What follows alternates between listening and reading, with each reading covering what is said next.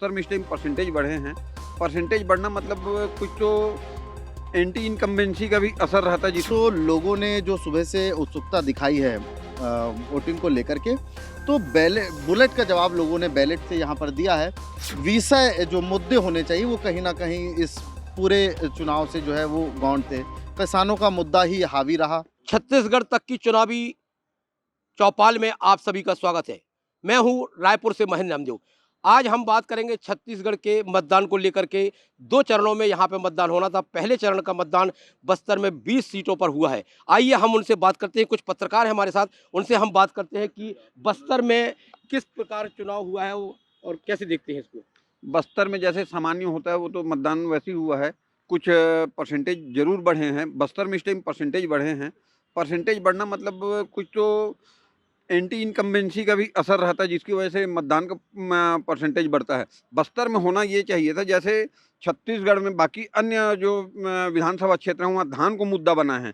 बस्तर में इनको चाहिए था, वहाँ मक्के की पैदावार ज़्यादा होती है, तो राजनीतिक दलों को मक्के को भी एक अपना राजनीतिक में इसमें लेते, उसका समर्थन मूल्य को लेकर उनका क्या खरीदी का टारगेट रहेगा, कैसे रहेगा, मक्के के किसानों को क्या फ़ायदा पहुंचाएंगे, तो उसका एक अलग इम्पैक्ट देखने को मिलता है। अभी तो फिलहाल वैसा कुछ नहीं दिख रहा है। मतदाताओं के ही ऊपर निर्भर करता है कि वो किनको अब वोट कर रहे हैं। हमारे साथ और भी पत्रकार हैं, आइए हम बात करते हैं।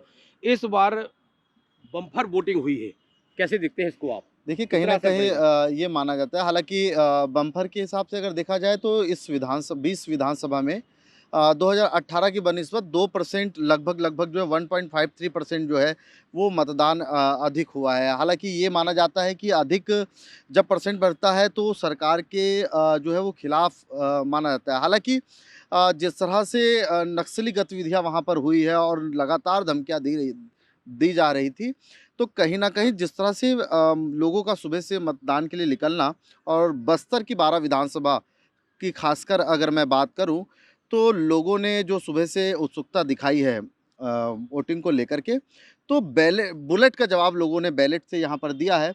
हालाँकि उतना असर इस बार जो है वो इस परसेंटेज का नहीं दिखेगा। ओवरऑल बस्तर में जो है मतदान ठीक रहा, 20 विधानसभा में 1.53 का इंक्रीज़ रहा। विषय जो मुद्दे होने चाहिए वो कहीं न कहीं इस पूरे चुनाव से जो है वो गौण थे। किसानों का मुद्दा ही हावी रहा। इसके अलावा अन्य चीज़ें शहरी क्षेत्रों में महादेव ऐप का जो मुद्दा निकल के आ रहा है वो शहरी क्षेत्र में थोड़ा प्रभाव करेगा। ग्रामीणों में इसका असर उतना देखने को नहीं मिलेगा।